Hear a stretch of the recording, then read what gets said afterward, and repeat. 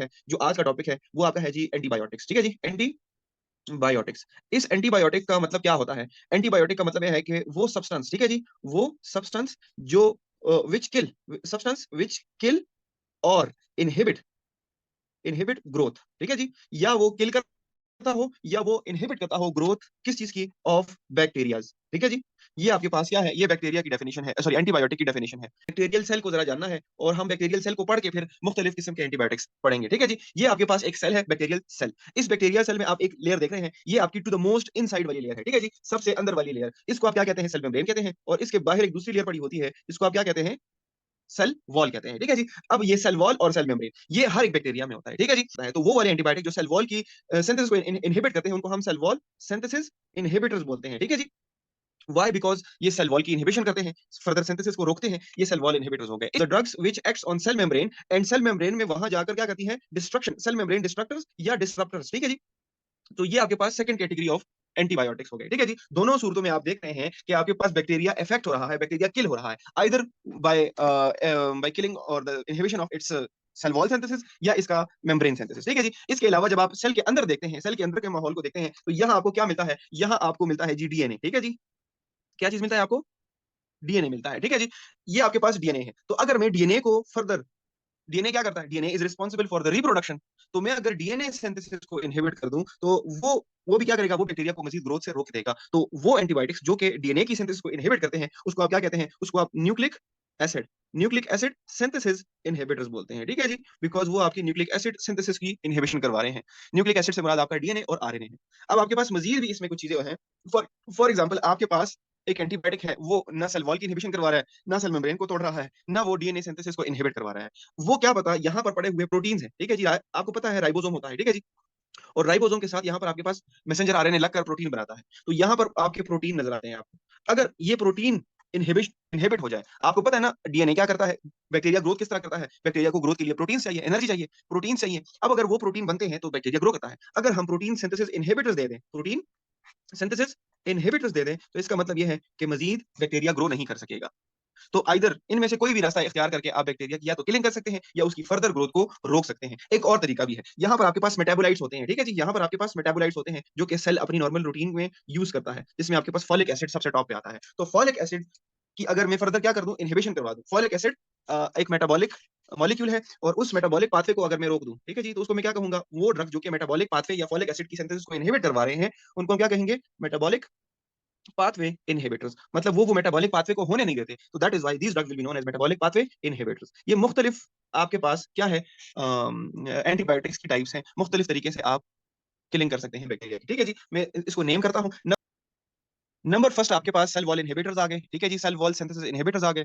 The second one will be cell membrane disruptors and the third one will be nucleic acid synthesis inhibitors. इसी तरह चौथे number पे आएंगे आपके पास वो एंटीबायोटिक्स जो कि प्रोटीन की सिंथेसिस की इनहिबिशन करवाएंगे, और पांचवें नंबर पर या आखिरी नंबर पे आपके पास वो आएंगे जो कि मेटाबॉलिक पाथवे को फर्दर प्रोसीड नहीं होने देते और मेटाबोलाइट्स को बनने नहीं देते।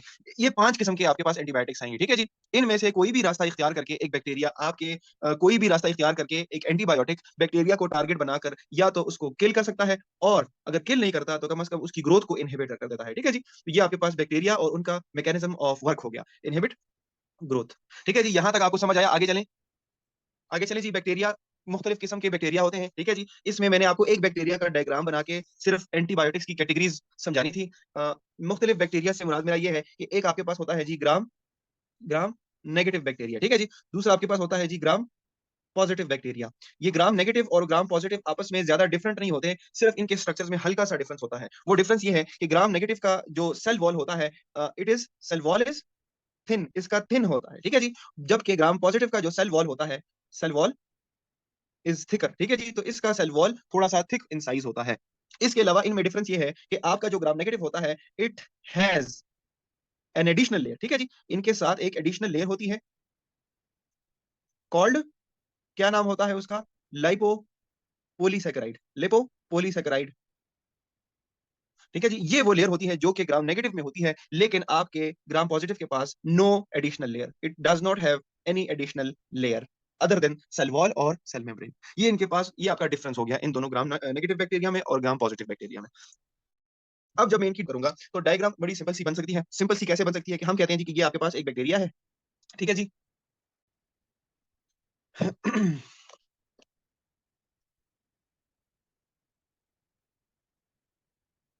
तो ग्राम नेगेटिव की जब हम डायग्राम ड्रॉ करते हैं और and on other hand we will draw gram positive bacteria, ठीक है जी। इन दोनों के स्ट्रक्चर्स में आपको क्या मिलेगा? सेल वॉल मिलेगा, सेल मेम्ब्रेन मिलेगा, और सेल मेम्ब्रेन के बाहर क्या मिलेगा आपको? सेल वॉल मिलेगा। ये चीज दोनों के अंदर होगी, ठीक है जी। लेकिन आपका जो ये है अपना ग्राम नेगेटिव बैक्टीरिया है, इसके सेल में क्या होता है कि एक एडिशनल लेयर होती है, ठीक है जी। This is the third layer, जो कि आपकी ग्राम पॉजिटिव बैक्टीरिया के पास नहीं थी। तो ये थर्ड लेयर आपके पास एक एडिशनल लेयर है, and this layer is known as lipopolysaccharide layer. Lipopolysaccharide layer, ठीक है जी। कभी कभार ये लिपोपोलीसेकेराइड आपके एंटीबायोटिक्स को रेजिस्ट कर देता है, और ये एक ग्राम नेगेटिव को एक एडिशनल फायदा हो जाता है, वो ज्यादा ताकतवर हो जाता है, बिकॉज इसके पास तीन लेयर्स आ जाती हैं, ठीक है जी। लेकिन ग्राम पॉजिटिव का जैसे मैंने कहा कि इसका वॉल जो होता है वो थिक होता है, तो आप इसके वॉल को ऐसे बनाएं कि ये जो सेकंड लेयर है इसकी इस तरह आपको विड्थ ज्यादा नजर आए, ठीक है जी। ये सेकेंडरी लेयर है। तो ये दोनों डिफरेंस याद रखें, ग्राम पॉजिटिव में और ग्राम नेगेटिव में, ठीक है जी। ग्राम नेगेटिव और ग्राम पॉजिटिव भी समझ आ गया, तो हम आगे चलते हैं। Gram negative and gram positive समझ आ गया, आगे चले। आगे चले जी।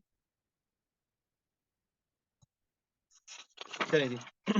अब आगे हमारे पास क्या है? हमने क्या पढ़ लिया? हमने एंटीबायोटिक्स की टाइप्स पढ़ ली, और एंटीबायोटिक्स के टाइप्स पढ़ने के बाद हमने ग्राम नेगेटिव और ग्राम पॉजिटिव वाला कॉन्सेप्ट भी क्लियर कर लिया। इस बहुत सारे एंटीबायोटिक्स में हम एक एंटीबायोटिक उठाएंगे सबसे पहले नंबर पे, जो कि क्या कहलाएगा? सेल वॉल इनहिबिटर कहलाएगा, ठीक है जी।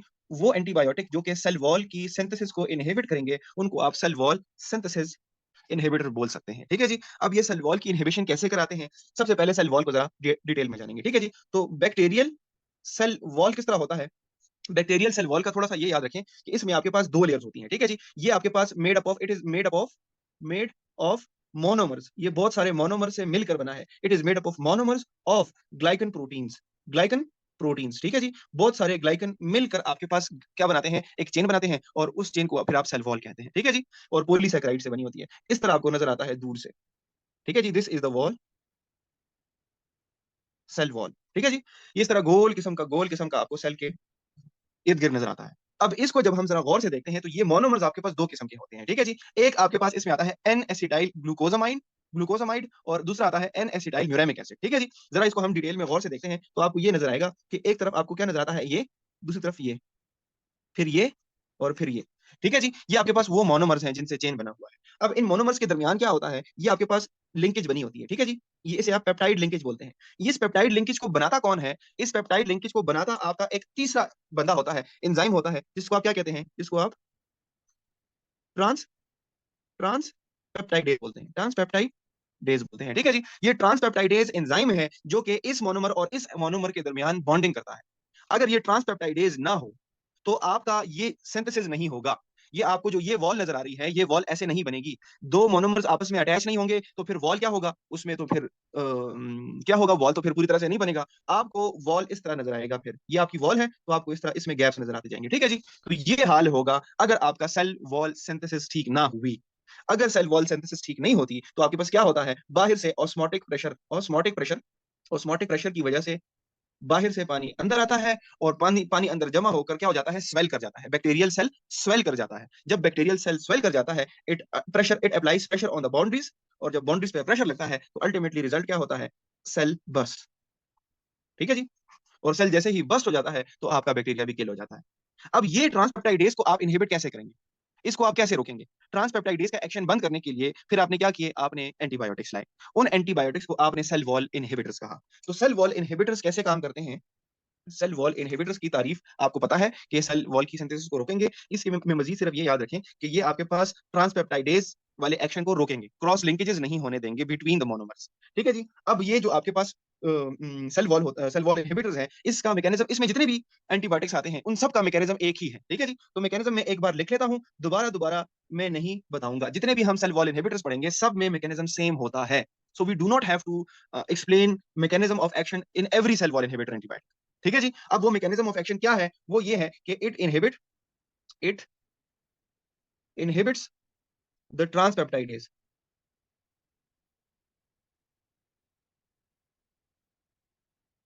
ठीक है जी। अब ट्रांसपेप्टाइडेज नहीं होगा, तो आपके पास क्या होगा? It will lead to cell wall leaking. ये सेल वॉल लीक हो जाएगा ना इस तरह, तो it will lead to cell wall leakage, और जब सेल वॉल की लीकेज हो जाएगी तो आपका जितना भी सेल का अंदर कंटेंट होगा वो बाहर हो जाएगा। ठीक है जी। तो एक तो ये काम हो जाएगा कि आपके पास सेल वॉल की लीकेज हो जाएगी। दूसरा काम ये होगा कि आपके सेल के अंदर एक्टिवेशन हो जाएगी ऑटोलाइसिस की। ठीक है जी। It also activates it also activates autolysis.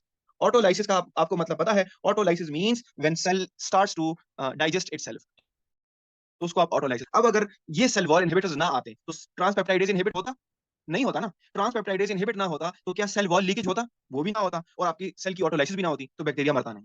ठीक है जी। That is how bacteria is killed by cell wall inhibitors. It inhibits the transpeptidase action. Transpeptidase नहीं होगी तो मोनोमर्स के दरमियान क्रॉस लिंकेजेस नहीं बनेंगे। क्रॉस लिंकेजेस नहीं बनेगा तो सेल वॉल तगड़ा नहीं बनेगा, हार्ड स्ट्रक्चर नहीं बनेगा, उसमें आपके पास पोर्स बनेंगे। ठीक है जी। ऐसे पोर्स बन जाएंगे, सेल वॉल इनहिबिशन हो जाएगी।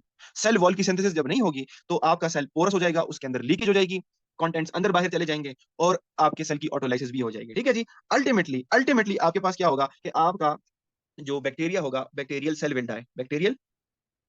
Bacterial cell will die. ठीक है जी। और यही तो आपको चाहिए था। तो बस आपका सेल वॉल इनहिबिटर्स ने आपके बैक्टीरिया को मार दी और आपका इंफेक्शन भी खत्म हो जाएगा। ठीक है जी। This is how cell wall inhibitors act. अब मैंने सेल वॉल इनहिबिटर्स के टाइप्स नहीं पढ़ाए, सिर्फ मैंने मैकेनिज्म ऑफ एक्शन पढ़ाया। अगर आपको मैकेनिज्म ऑफ एक्शन समझ आ गया तो आगे चलें।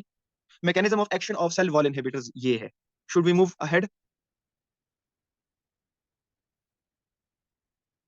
ठीक है जी, आगे चलते।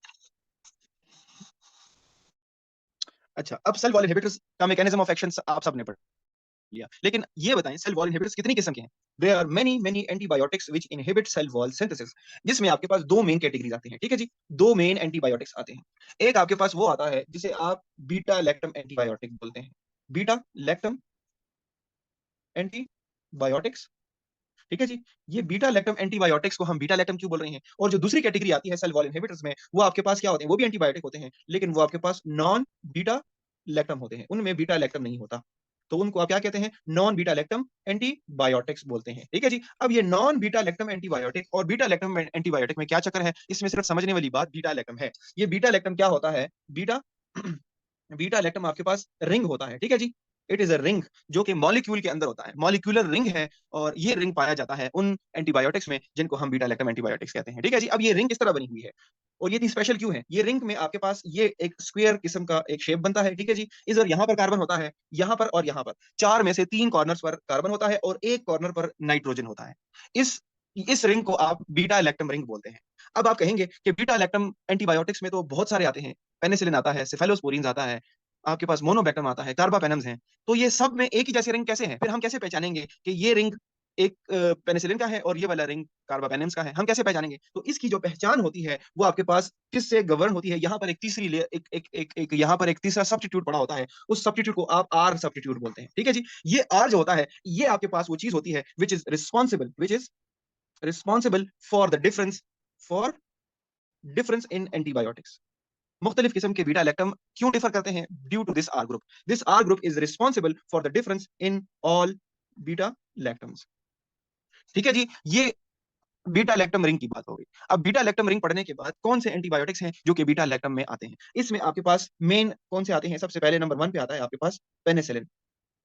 Penicillin antibiotics are beta lactam antibiotics. Penicillin को आप बीटा लैक्टम एंटीबायोटिक क्यों कहते हैं? व्हाई? बिकॉज पेनिसिलिन के अंदर क्या है? बीटा लैक्टम रिंग है।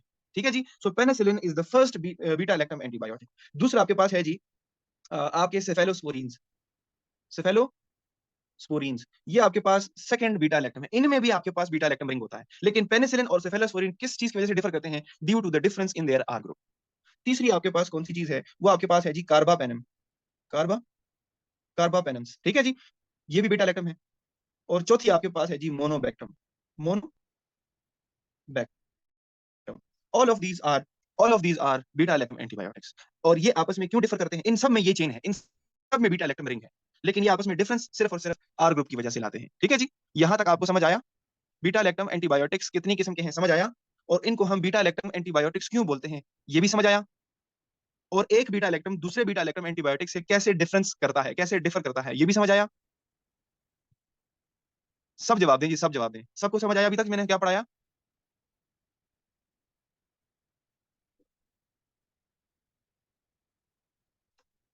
अच्छा जी। ये तो आपके पास किस चीज की बात हुई?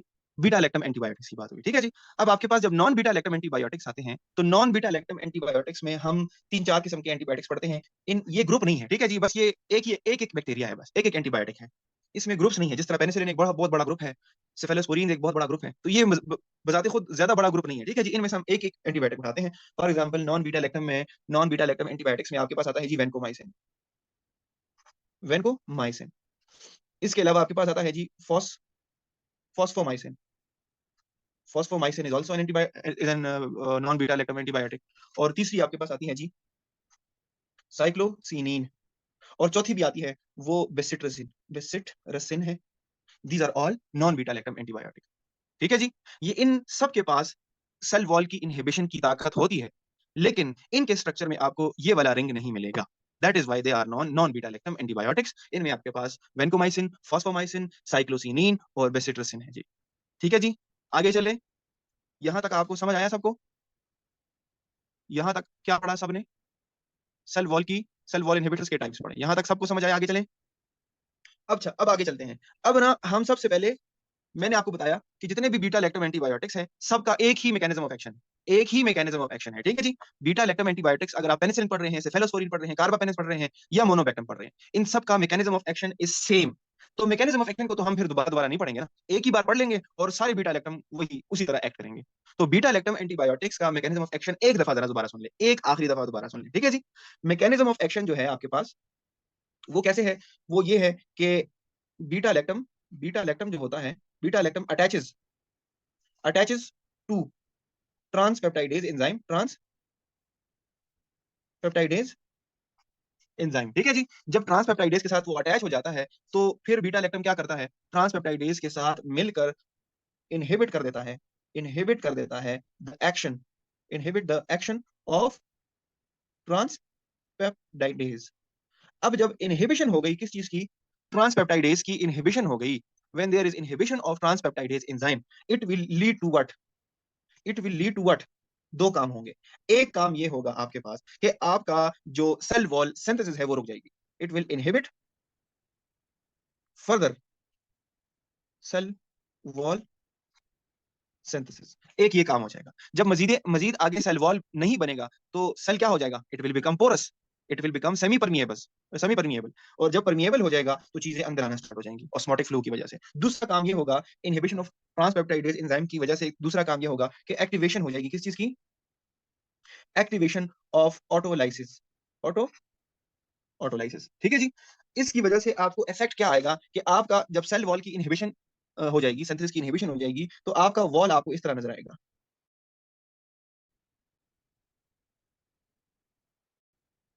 ठीक है जी। अब जैसे मैंने कहा कि हमने सारे बीटा लैक्टम्स का एक ही मैकेनिज्म ऑफ एक्शन पढ़ना था, और वो मैकेनिज्म ऑफ एक्शन सब बीटा लैक्टम्स का एक ही जिस तरह है, ठीक है जी, वो हमने पढ़ लिया। अब हम बीटा लैक्टम्स में बारी बारी एक और उठाएंगे, ठीक है जी, जैसे मैंने आपको पढ़ाया, ठीक है जी, कि all of these are beta lactams. तो सबसे पहले हम पेनिसिलिन के बारे में बात करते हैं। सबसे पहले जब हम पेनिसिलिन को उठाते हैं, तो पेनिसिलिन क्या है? पेनिसिलिन, ठीक है जी। पेनिसिलिन के बारे में क्या लिखा हमने, क्या जाना हमने पेनिसिलिन के बारे में? हमने कहा कि जी आपके पास जो पेनिसिलिन है, ये आपके पास इज सेल वॉल इनहिबिटर, ठीक है जी, ये आपके पास एक सेल वॉल इनहिबिटर है। इसके अलावा हमने ये याद किया, हमने ये जाना कि सेल वॉल इनहिबिटर्स जो है, इन सेल वॉल इनहिबिटर्स में सबसे मोस्ट कॉमनली यूज्ड होने वाला है, ठीक है जी, it is the most commonly used cell wall inhibitors among all. दूसरी बात ये किया कि हमने कहा इज कि penicillin has what? It has beta lactam ring, ठीक है जी। और बीटा लैक्टम रिंग की मतलब का मतलब ये है कि it means that it is a beta lactam antibiotic.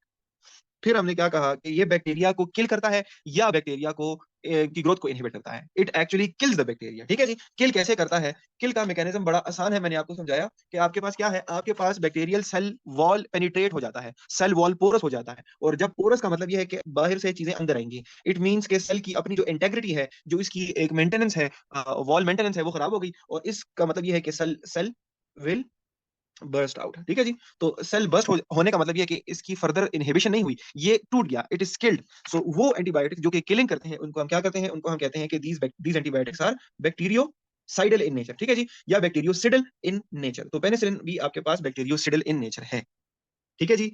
इसके अलावा पेनिसिलिन के बारे में ये है कि ये टाइम डिपेंडेंट एक्शन देता है आपको, टाइम, ये आपको टाइम डिपेंडेंट एक्शन देता है। कल मैंने आपसे एक बात की थी कि टाइम डिपेंडेंट एक्शन का क्या मतलब होता है। हम अक्सर दवाइयां लेते हैं और हम कहते हैं जी कि डॉक्टर साहब मैं एक की बजाय 2 दवाइयां खा चुका हूं लेकिन मुझे असर नहीं हुआ।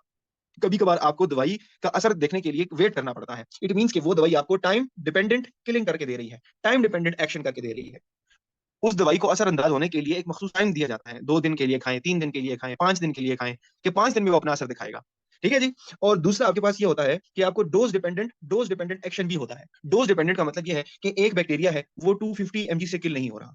तो आप क्या कर दो, आप 250 को कैंसल करके, इसको कैंसल करके 500 एमजी दे दो, तो 500 एमजी से वो किल हो जाएगा। इट मीन्स कि इसको आप टाइम नहीं दे रहे हो, इसको सिर्फ आप डोज़ ज़्यादा कर रहे हो और डोज़ ज़्यादा करने से आपको एक्शन आ गया।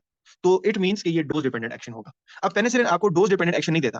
पेनिसिलिन की डोज़ ज़्यादा करने से आपको इफेक्ट नहीं आता, लेकिन उसका वेट करने से आपको इफेक्ट आता है। ठीक है जी? That is the reason it is called time dependent action. ठीक है जी? इसके अलावा पेनिसिलिन के बारे में हमने क्या पढ़ना है? मैकेनिज्म ऑफ एक्शन तो आप वैसे भी पढ़ चुके हैं। इसके अलावा पढ़ेंगे जी स्पेक्ट्रम। ठीक है जी? एंटीबायोटिक्स में स्पेक्ट्रम बहुत ज़्यादा इंपॉर्टेंट चीज़ है, बिकॉज़ स्पेक्ट्रम का मतलब ये होता है कि the range of bacterias against which this antibiotic is active. ठीक है जी? ये एंटीबायोटिक जिन बैक्टीरियाज़ के खिलाफ एक्शन दे सकता है, उसको आप स्पेक्ट्रम बोलते हैं। ठीक है जी? अब मेरा स्पेक्ट्रम ये है कि मैं फार्मा अच्छा पढ़ाता हूँ। ठीक है जी? तो मेरा ये स्पेक्ट्रम है। एक दूसरा बंदा है, वो एनाटॉमी अच्छी पढ़ाता है, तो वो उसका स्पेक्ट्रम है। ठीक है जी? तो स्पेक्ट्रम का मतलब ये होगा पेनिसिलिन का स्पेक्ट्रम का मतलब ये होगा कि those bacterias against which penicillin is active. ठीक है जी? तो उसमें आपके पास क्या है, आप स्पेक्ट्रम जब पेनिसिलिन का पढ़ते हैं, आप कहते हैं कि पेनिसिलिन इज़ मोर एक्टिव या इज़ मोर बेटर मतलब अच्छा है, उसका रिजल्ट अच्छा है against what? Against against gram positive bacterias. Gram positive के खिलाफ इसका एक्शन ज्यादा अच्छा है। It is killing more easily the gram negative bacteria. ठीक है जी? और ग्राम नेगेटिव को ये आसानी से किल नहीं कर पाता। ठीक है जी? अब ग्राम नेगेटिव को वो क्यों नहीं कर पाता? इट इज लेस एक्टिव बोल लूं या ससेप्टेबल बोलूं, less active against what? Against gram negative. Due to what? Due gram negative के खिलाफ ये एक्शन क्यों नहीं देता? अच्छा, बिकॉज ग्राम नेगेटिव में आपके पास एक तीसरी लेयर होती है। याद है मैंने तीसरी लेयर बताया था ग्राम नेगेटिव में, क्या नाम था उसका? ग्राम नेगेटिव में एक एडिशनल लेयर होती है, क्या नाम था उसका? Due to due to which layer? Due to lipopolysaccharide layer. ठीक है जी? तो इस लेयर के होने की वजह से आपका ये बैक्टीरिया आसानी से किल नहीं होता और ग्राम पॉजिटिव जल्दी से किल हो जाता है। ठीक है जी? पेनिसिलिन का स्पेक्ट्रम ये है। ठीक है जी? अब पेनिसिलिन के स्पेक्ट्रम को आप इस तरह याद रखें कि ये पॉजिटिव बैक्टीरिया को ज्यादा अच्छा किल करता है, ग्राम नेगेटिव को अच्छा नहीं किल करता। बस इतनी सी बात है। तीसरी बात जो आपने पेनिसिलिन के बारे में पढ़नी है, वो इसके कैटेगरीज है। ठीक है जी? पेनिसिलिन कैटेगरीज या टाइप्स। तो पेनिसिलिन कैटेगरीज में सबसे पहले पहले पहले तो बस कुछ ही पेनिसिलिन्स थे, फिर मजीद ये इनकी और जो है टाइप्स, वो बहुत सारे पेनिसिलिन्स बने, तो उस वजह से फिर कैटेगरीज भी ज्यादा होंगी। ठीक है जी? तो आपके पास शुरू में सिर्फ और सिर्फ एक ही थी, जो कि आपके पास नेचुरल पेनिसिलिन्स कहलाती थी। और दूसरी अगर आप इसे नेचुरल नहीं बुलाते तो इसको कम से कम इसको फिर हम आप नैरो स्पेक्ट्रम बुलाएं। ठीक है जी? नैरो स्पेक्ट्रम या नेचुरल। ठीक है जी? तो नेचुरल या नैरो स्पेक्ट्रम में आपके पास कौन-सी वाली आती है? इसमें आपके पास पहली आती थी, अभी तो खैर ये नहीं इस्तेमाल होती। तो पहली वाली इसमें कौन-सी आती थी? पेनिसिलिन जी और पेनिसिलिन वी। ठीक है जी? तो penicillin penicillin G and penicillin V, ये दोनों आपके पास नैरो स्पेक्ट्रम या नेचुरल अकरिंग पेनिसिलिन्स हैं। नैरो स्पेक्ट्रम का मतलब ये है कि it acts against very few types of bacteria.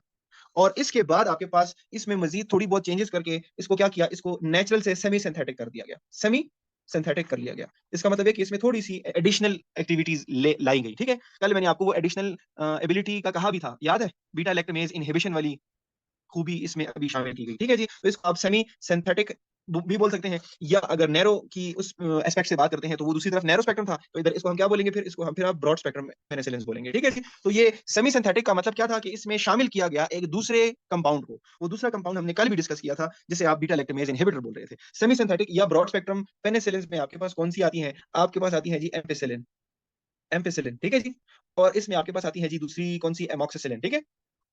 Amoxicillin. ये दोनों आपके पास ब्रॉड स्पेक्ट्रम बैक्टीरियाज हैं। इनको ब्रॉड स्पेक्ट्रम क्यों बोला गया? बिकॉज़ इनके साथ एक और एडिशनल कंपाउंड ऐड किया गया, तभी ये ब्रॉड स्पेक्ट्रम हो गई। वो एडिशनल कंपाउंड कौन-सी चीज़ थी? वो आपके पास बीटा लैक्टमेज इन्हिबिटर कंपाउंड था, वो हम आगे जाके पढ़ते हैं। ठीक है जी? ये आपके पास नेचुरल अकरिंग या सेमी सिंथेटिक या नैरो स्पेक्ट्रम और ब्रॉड स्पेक्ट्रम एंटीबायोटिक हुई। ठीक है जी? फिर कुछ बैक्टीरियाज थी, जैसे कि स्टेफ बैक्टीरिया, स्टेफिलोकोकस बैक्टीरिया। उसके खिलाफ पेनिसिलिन्स ने पहले काम किया था, लेकिन आहिस्ता-आहिस्ता पेनिसिलिन जो थी वो कुछ स्टेफिलोकोकल बैक्टीरिया के खिलाफ नाकाम होने लगी। तो उन स्टेफिलोकोकस बैक्टीरिया को किल करने के लिए फिर खास तौर पे अपने लिए दवाई बनाएगी। सिर्फ खास तौर पे स्टेफिलोकोकस के लिए बनाएगी। तो उनको आप क्या कहते हैं? उनको आप एंटी एंटी स्टेफिलोकोकस बैक्टीरिया कहते हैं। ठीक है जी? एंटी स्टेफिलोकोकल पेनिसिलिन बोलते हैं। ठीक है जी। इनमें आपके पास कौन सी आती है? इनमें आपके पास बड़ी अच्छी सी मेथिसिलिन, ठीक है जी, मेथिसिलिन, मेथिसिलिन, ठीक है जी। मेथिसिलिन आता है, नेफसिसिलिन आता है, नेफसिलिन आता है, ठीक है जी। इसके अलावा आपके पास आता है जी ऑक्जेसिलिन आता है। ये सारी आपके पास एंटी स्टाफिलोकोकल पेनिसिलिन है, जो कि सिर्फ और सिर्फ स्टाफ बैक्टीरिया पर असर कर रही थी। इसके अलावा कुछ और बैक्टीरिया भी था, जिसको आप सुडोमोनास बैक्टीरिया बोलते हैं। Pseudomonas एरिजिनोसा is the full name of bacteria. कुछ पेनिसिलिन जो थी वो सुडोमोनास भी नाकाम हो गई, तो सुडोमोनास बैक्टीरिया को स्पेशली अलग सी कैटेगरी बनाई गई उसके, जिसको आपने क्या बोला, anti pseudomonal drugs, anti pseudomonal penicillin. Anti pseudomonal penicillin का मतलब ये है कि ये पेनिसिलिन सिर्फ और सिर्फ सुडोमोनास के लिए दी गई। बाकी जब पेनिसिलिन इस पे फेल हो गए, तो इसके लिए जो एंटी सुडोमोनल स्पेशल पेनिसिलिन बनाई गई, वो उसने सुडोमोनास बैक्टीरिया को कंट्रोल कर दिया। इसमें कौन सी वाली ड्रग्स आती हैं? इसमें आपके पास पाइपरसिलिन आती है, ठीक है जी, पाइपरसिलिन। इसके अलावा आपके पास आती है जी टिकारसिलिन, ठीक है जी। ये आपके पास पेनिसिलिन की कैटेगरीज हो गई या इनके टाइप्स हो गए। आपको नाम याद होने चाहिए, ठीक है। नाम नहीं याद होते तो कम से कम कैटेगरीज के नाम तो याद होने चाहिए, कि हमारे पास बेसिकली 4 कैटेगरीज हैं, नैरो स्पेक्ट्रम, ब्रॉड स्पेक्ट्रम, और फिर एंटी स्टेफिलोकोकल, और फिर एंटी सुडोमोनल ड्रग्स। ये 4 आपके पास पेनिसिलिन की कैटेगरीज हैं। पेनिसिलिन आपने सारा पढ़ ली, ठीक है जी। सिर्फ कुछ चीजें रहती हैं, वो तो हम ऐसे भी आगे पढ़ेंगे, लेकिन पेनिसिलिन में इतना आपने जरूर जरूर जरूर याद करना है। इतना आपको समझ आया? जी, आज सेफेलोस्पोरीज पढ़ने थे, लेकिन कल वाला मैंने कहा जरा रिवाइज कर लेते हैं, कल वाला ठीक नहीं हुआ मेरे ख्याल में। यहाँ तक आगे समझ आया? आगे चले हम। पेनिसिलिन अभी खत्म नहीं हुए, ठीक है जी। पेनिसिलिन के बारे में आपने पेनिसिलिन की बारे में फ्यू नोट पढ़े, फिर पेनिसिलिन के स्पेक्ट्रम के बारे में आपने बात की, फिर पेनिसिलिन की कैटेगरीज के बारे में आपने बात की, ठीक है जी। अब पेनिसिलिन की कैटेगरीज पढ़ने के बाद पेनिसिलिन भी पढ़नी है आपने, ठीक है जी। मैंने आपको कल एक चीज कही थी, या अभी अभी भी मैंने बातों में कहा, कि कुछ पेनिसिलिन जो थी वो फेल होने लगी। पहले वो बैक्टीरिया को किल करती थी, लेकिन उन बैक्टीरिया ने फिर मरना छोड़ दिया इस पेनिसिलिन के एक्शन से। तो उन बैक्टीरिया ने क्या डेवलप कर दिया? उन बैक्टीरिया ने रेजिस्टेंस डेवलप कर ली, ठीक है जी। तो रेजिस्टेंस कैसे डेवलप हुई against penicillin? Resistance against penicillin, penicillin के खिलाफ रेजिस्टेंस कैसे बनी, वो अभी पढ़ते हैं, ठीक है जी। देखें, जैसे मैंने कहा, पहले पेनिसिलिन काम करते थे, वो किलिंग करते थे, उनसे बैक्टीरिया मरते भी थे, लेकिन आहिस्ता आहिस्ता उन बैक्टीरिया ने मरना छोड़ दिया। उसकी वजह क्या हो सकती है? उसकी वजह ये है, ठीक है जी। पहले मैंने आपको कहा कि आपका ये बैक्टीरिया था, ठीक है जी, दिस बैक्टीरिया, ये बैक्टीरिया था, और यहां पर आपके पास एक ड्रग थी जिसका क्या नाम था? पेनिसिलिन था, ठीक है जी। तो पेनिसिलिन और ये बैक्टीरिया जब भी आमने सामने होते, तो हमेशा कौन जीता था? पहले पहले कौन जीता था? पहले हमेशा से ये ड्रग ही जीतती आ रही थी। ये बैक्टीरिया हमेशा से हार जाता था, किल हो जाता था। लेकिन आहिस्ता आहिस्ता ये बैक्टीरिया मरना छोड़ दिया, इसने, इस पर असर होने नहीं लगा। तो वो क्यों नहीं होने लगा? वो इस वजह से कि इन्होंने एक चीज बना ली अपने अंदर, और वो क्या है? बैक्टीरिया ने एक खूबी बना ली अपने अंदर, और वो है जी the action of beta lactamase, beta beta lactamase enzyme. ये एंजाइम जो था, ये बैक्टीरियल एंजाइम है। अच्छा, beta lactamase enzyme is a bacterial enzyme. यहां पर आपके पास पड़ा होता है बीटा बीटा लैक्टमेज। अब बैक्टीरिया पहले मरता था, लेकिन अब जब आपके पास एक ड्रग आता है इसकी तरफ, ठीक है, ड्रग जब आता है इसके खिलाफ काम करने के लिए, इसको किल करने के लिए, तो बैक्टीरिया अपनी तरफ से क्या छोड़ता है? अपनी तरफ से ये बीटा लैक्टमेज एंजाइम छोड़ देता है।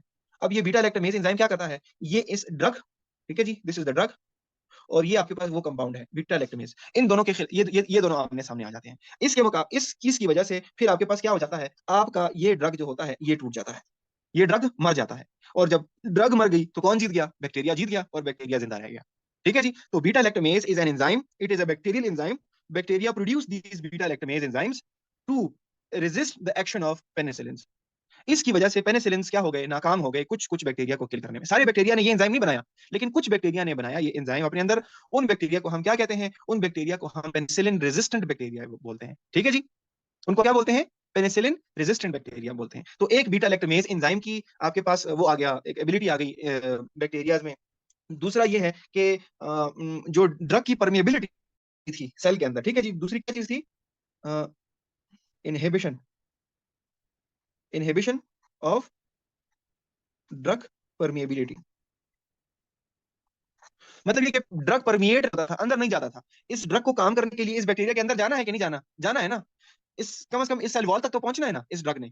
तो बैक्टीरिया ने क्या कर दिया? बैक्टीरिया अभी इसको अपने पास नहीं आने देता, ठीक है जी। उसकी वजह यह है कि यहाँ पर उसने क्या बना लिया? यहाँ पर उसने इफ्लक्स पंप बना लिया, ठीक है।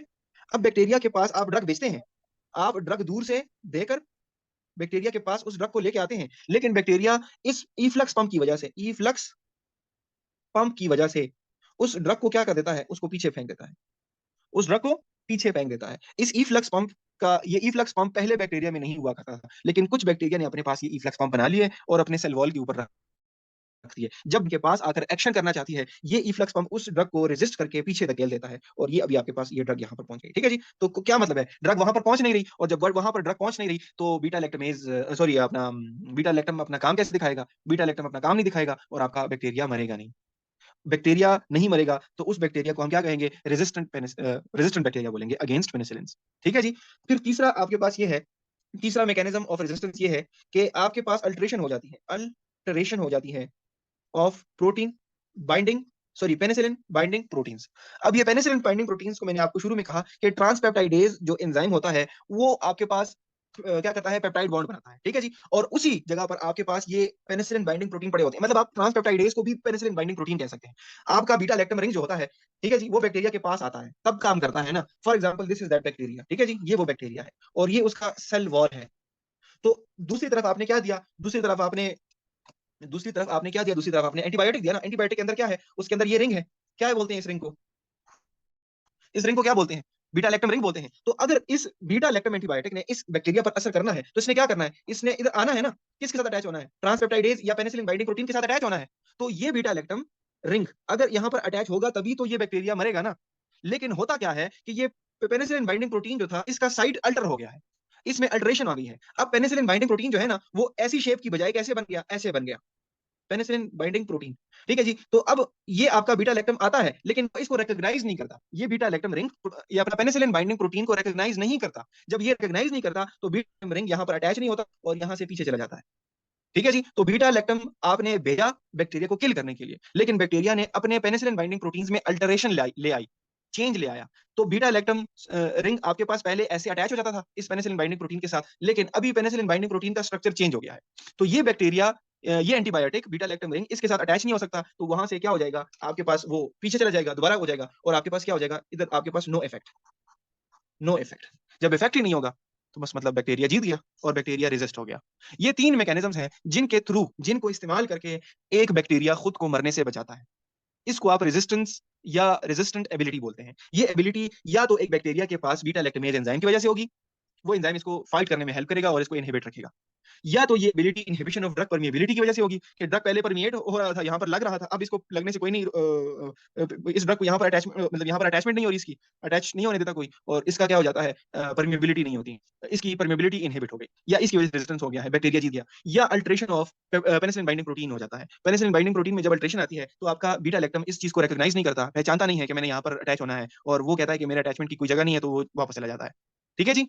यहाँ तक आपको पेनिसिलिन की कहानी समझ आई, यहाँ तक समझ आया सबको, पेनिसिलिन की रेजिस्टेंस एक्टिविटी सबको समझ आई।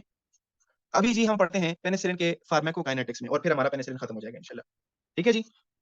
फार्माकोकाइनेटिक्स में आपने क्या पढ़ना है पेनिसिलिन के बारे में, फार्माकोकाइनेटिक्स इसकी ज्यादा मुश्किल नहीं है। ठीक है जी, सिंपल सिंपल बातें हैं कि जी मोस्टली आपके पास जो पेनिसिलिन अवेलेबल होते हैं वो या तो आपके पास आईवी होते हैं। ठीक है जी, मोस्टली मोस्टली के पास पेनिसिलिन आए हैं और आईएम होते हैं। ठीक है जी, मतलब ये है कि ओरल कम ही होते हैं, लेकिन अगर ओरल की बात की जाए तो ओरल में क्या आता है, ओरल एंटीबायोटिक्स में आपके पास है जी आपका ये एमॉक्सिसिलिन जो आप ये ऑगमेंटिन में खाते हैं। ठीक है। इसके अलावा आपके पास क्या है, इसके अलावा आपने किस चीज का जिक्र किया कि पेनिसिलिन जी जो है आपके पास, penicillin G is used in depot form. ठीक है जी, डिपोर्ट फॉर्म में इसको इस्तेमाल किया जाता है। डिपोर्ट फॉर्म का मतलब ये है कि आपके पास वो एक उसका स्टोरेज मॉलिक्यूल, एक स्टोरेज एलिमेंट डाला जाता है आपके जिस्म में और वहां से हल्का हल्का आपको ड्रग मिलता रहता है, तो वो डिपोर्ट फॉर्म है। ठीक है जी। इसके अलावा अगर हम इसकी एब्जॉर्प्शन की बात करें तो हम कहते हैं कि it is incompletely absorbed through the stomach, मतलब स्टमक इसको खत्म कर देता है। एब्जॉर्ब मतलब अगर आपने 100% एक दवाई भेजी स्टमक में तो स्टमक एसिड उसको तोड़ मरोड़ कर सिर्फ 20 to 30% अवेलेबल कर देता है, बाकी वो जाया हो जाता है। तो और अगर आप आईवी देते हैं तो आईवी डायरेक्टली सर्कुलेशन में दाखिल हो जाता है और 100% आपको अवेलेबल हो जाता है। तो इस वजह से हम कहते हैं कि ये जो पेनिसिलिन है ये आपके पास इनकम्प्लीट एब्जॉर्ब होता है ड्यू टू द स्टमक। ठीक है जी, it is in complete completely absorb due to what, due to stomach acid. ठीक है जी, बात समझ आई। इसके बाद आप क्या पढ़ते हैं, हाँ आप ये पढ़ लें कि it can cross the placenta, it can cross placenta. ठीक है जी, लेकिन ये आपके पास नुकसान नहीं देता, इट इज नॉन टेरेटोजेनिक। ठीक है जी, नॉन नॉन टेरेटोजेनिक का क्या मतलब है कि ये आपके बच्चे को नुकसान नहीं पहुंचाता, आप प्रेगनेंसी में इसको दे सकते हैं पेनिसिलिन को, ठीक है जी। बाकी इसका इंपॉर्टेंट सिर्फ एक चीज रह गया है, वो है जी adverse effects. Adverse effects of penicillin. जब हम पेनिसिलिन के एडवर्स इफेक्ट्स की बात करते हैं, मैंने आपको कल भी बताया था कि मैंने एब्रिविएशन बनाई थी HHDNN, ठीक है जी। तो इसमें इंपॉर्टेंट क्या चीज है, हाइपर सेंसिटिविटी है, हाइपर सेंसिटिविटी हो जाती है, हाइपर सेंसिटिविटी हो जाती है। दूसरा आपके पास हेमाटोलॉजिकल डिसऑर्डर हो जाते हैं, मतलब आपको क्या हो जाता है, न्यूट्रोपीनिया हो जाता है, न्यूट्रोपीनिया, ठीक है जी। और इसके अलावा आपको एच से क्या हो जाता अपना डी से क्या हो जाता है, डायरिया हो जाता है, कभी कभार होता है, हर वक्त नहीं होता। डायरिया के अलावा आपको क्या हो सकता है, नेफ्राइटिस हो सकता है, ठीक है जी। अगर आपसे कोई पूछे कि पेनिसिलिन गुर्दों पे असर करता है, तो आप कहेंगे जी हाँ, पेनिसिलिन के इस्तेमाल से आपको नेफ्राइटिस हो सकता है, ठीक है जी। इसके अलावा ये आपको न्यूरोटॉक्सिसिटी भी कर सकता है, साइकोसिस की तरफ आप जा सकते हैं, वो जरूरी बात, ये कभी कभार होता है, इतना कॉमन नहीं है, ठीक है जी। लेकिन you can go to toxicity, toxicity हो सकती है पेनिसिलिन की वजह से। ये सारी कहानी थी आज की पेनिसिलिन के बारे में, ठीक है जी। अभी तक आपने सारा पेनिसिलिन के बारे में पढ़ लिया। पेनिसिलिन नहीं बल्कि आपने इन शॉर्ट पूरे क्या पूरे बीटा लैक्टम्स के बारे में पढ़ा। बीटा लैक्टम्स में सिर्फ हमने पेनिसिलिन को फिलहाल के लिए पढ़ा। कल इंशाल्लाह हम क्या पढ़ेंगे, हम सेफेलोस्पोरिन्स पढ़ेंगे, उसके बाद हम कार्बापेनिन्स और मोनोबैक्टम ही कल ही कर लेंगे, ठीक है जी। अभी भी हमारे पास टाइम है, हमने 1 घंटे में ये लेक्चर खत्म कर दिया, तो अगर आप आधा घंटा और पढ़ना चाहते हैं तो हमारा ये खत्म हो जाएगा, बीटा लैक्टम सारे खत्म हो जाएंगे। क्या ख्याल है फिर, ठीक है जी। बीटा लैक्टम के बारे में क्या ख्याल है, खत्म करें? जी, तो जैसे मैंने कहा कि हमने अभी पेनिसिलिन खत्म कर लिया, ठीक है। पेनिसिलिन आपके बीटा लैक्टम एंटीबायोटिक्स में सबसे पहली एंटीबायोटिक थी। पेनिसिलिन, सेफेलोस्पोरिन्स, कार्बापेनेम्स एंड मोनोबैक्टम, इन सब का मैकेनिज्म ऑफ एक्शन एक ही है। तो फिर कह रहा हूं कि मैकेनिज्म ऑफ एक्शन हर एक का हम डिफरेंटली नहीं पढ़ेंगे, ठीक है। मैकेनिज्म ऑफ एक्शन आप एक ही बार पढ़ लें कि आपके पास क्या होता है। आपके पास बीटा लैक्टम सबके पास है, इन सबके पास बीटा लैक्टम रिंग होता है। वो बीटा लैक्टम रिंग आता है और अटैच हो जाता है आपके ट्रांसपेप्टाइडेज एंजाइम के साथ, और ट्रांसपेप्टाइडेज की जो एक्टिविटी है, जिसकी वजह से वो क्रॉस लिंकेज करता है मोनोमर्स के साथ, ठीक है।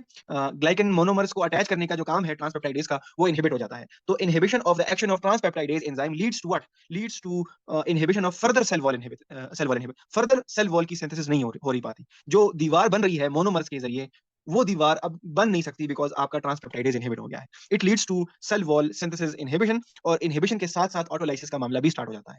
Inhibition of cell wall synthesis की वजह से आपका सेल वॉल जो होता है वो पोरस हो जाता है, उसमें पोर्स बन जाते हैं, और पोर्स बनने की वजह से आपका बाहर जो पड़ा होता है, वाटर पड़ा होता है, ठीक है जी, ऑस्मोटिक प्रेशर की वजह से वो अंदर आता है, और अंदर आने की वजह से सेल का जो सेल फूल जाता है, सेल के अंदर पानी भर जाता है, और इट अल्टीमेटली सेल जो है वो फट जाता है, इट बस्ट। सेल के बस्ट होने की वजह से सेल की बैक्टीरियल सेल की डेथ हो जाती है, ठीक है जी। ये आपके पास सारों की कहानी है। तो फिर मैं बता रहा हूँ, रिपीट तो नहीं करें, हमने पेनिसिलिन डिटेल में पढ़ लिया, अब हम सेफेलोस्पोरिन की तरफ चलेंगे, ठीक है जी। तो